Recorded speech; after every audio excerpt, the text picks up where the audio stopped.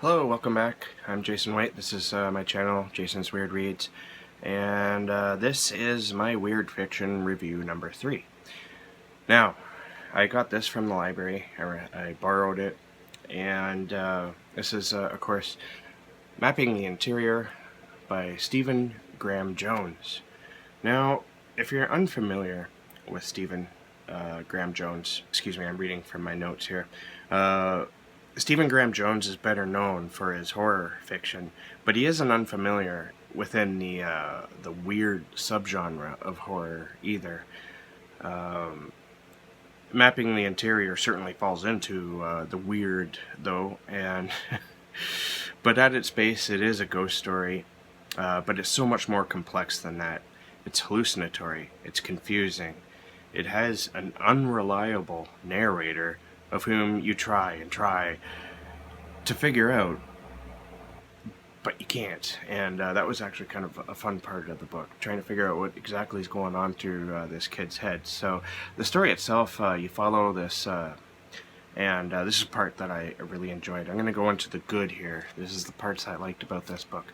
I love the opening of the story as we follow a 12-year-old boy who's only named once or twice, and I can't remember what his name is. I don't think it says on the back. Oh, he's a 15-year-old. Sorry, I thought he was 12-year-old. But anyways, we follow him as he is still grieving the loss of his deceased father. And that really gave me some feels, as I guess as most people might. Because I have a son, I kind of put myself in the shoes and my son in the main character's shoes to see how he would react if it were me that died. And I kind of liked doing that. Gave me the feels, if you know what I mean. And I didn't really tear up at all, but really felt for the kid. The prose in this story and the structure is very literary, which makes it feel like an art project. And this made the story more meaningful than your typical mainstream fiction, which I also like. It was just very sort of a complex story, and dealing with very complex emotions. And the characters are very well created. They breathe right off the page. They're just like real people. And I also like the protagonist's younger brother is very obviously autistic. And he's like very deep in the spectrum.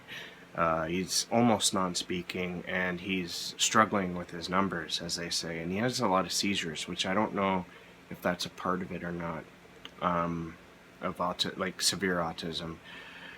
But despite the fact that his little brother is autistic, the word autism or autistic never actually appear. It's just, if you happen to know the symptoms, and you know what, I might be wrong, it might not be autism, but that's sort of the way I took it, because of my son. He's a high functioning autistic, so he, but because of him, I have done a fair amount of research into autism, so I know a lot of the symptoms, and I think this kid was obviously suffering from autism, some severe autism, and I just like that Stephen Graham Jones put that in there. It's sort of like an author who would try to write a book that is diverse with a cast of characters that are from different countries, but not stereotyping them as either being Chinese, Japanese, or black,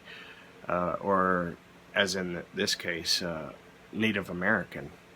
And this is very much a Native American story as well, and that kind of goes into my next point that I really enjoyed about this book, and it's the small glimpse, because it's a very short book, it's the small glimpse into Native American life in California, and it's very bleak and very dark. I know that the Aboriginal people of Canada, up in their reservations, as I've heard stories, never been there myself, but I hear a lot of really bad stories about the living conditions there. And in a recent video of mine, I was talking about Gordon Downey, Canadian rock and roll singer, the Tragically Hip. He was a big spokesperson for Canadian natives. Anyways, so I really enjoyed reading that, because I I haven't really read too much fiction that is Native American. So now the bad.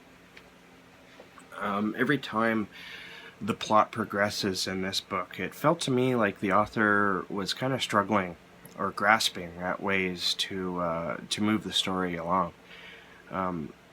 The reason why I feel this is that there are no hints that the change was coming, and there was no foreshadowing. It just suddenly, the reality of the story was just suddenly different. As I said, though, the narrator of the story is the 15-year-old boy. You can't trust what he's saying. He's very unreliable, and that certainly lends itself to this story. And you know, if I reread this thing, I might not feel the same way. I might catch something that I might have missed the first time. But those changes, they really bothered me a lot. And although I did enjoy the prose, it was part of the things I liked about it, I felt that sometimes it became unnecessarily complex, especially since we're reading from, again, a 15-year-old boy. Yeah, and there were some like words I don't think necessarily a kid that age, even if he was an adult writing this, would use. And although the Native American life was well shown and represented, I wanted to explore more life on the reservation, because early on, it's not really a spoiler, they move from the reservation. But and this isn't this actually doesn't lower the star rating for me. This is just a nitpick. But I really wanted to see what these people, what their lives are like on the reservation. So overall, I gave this a rating of 3.75. I think it's the first time I've ever given a 3.25 or 7, a quarter rating. And the reason why I did this is because, I think I'm going to stick to it too, because sometimes you rate something, it's like a 4 or is it a 3.5, and that's where I was stuck on this one. I felt that the story itself was too compelling and too strong to be just a 3.5. It almost looks bad on it, but at the same time, those things that bothered me about the prose and those shifts in reality within the book, those bothered me enough to not make it a solid 4. So definitely 3.75. And it is very interesting, though. I highly recommend you check it out, and you might catch something I missed. You might just love it more than I did, and I recommend it anyway, despite the lower type of rating. 3.75 isn't a bad rating. So I really enjoyed this. I think, honestly, it'll probably become a classic within the horror genre, or at least the weird fiction subgenre. But anyways, that's Mapping the Interior by Stephen Graham Jones. I'm going to be doing a read-along with Books in the Freezer very shortly. They have a group within Goodreads, and they're going to be reading Stephen Graham Jones's Mongrels. That's a werewolf story. I haven't read it yet, and I'm looking forward to reading it. I love Stephen Graham Jones' writing, and so thanks for watching. Keep being creative, and thank you. I already thanked you for watching. Oh well, thanks again for watching, and we will see you in the next video.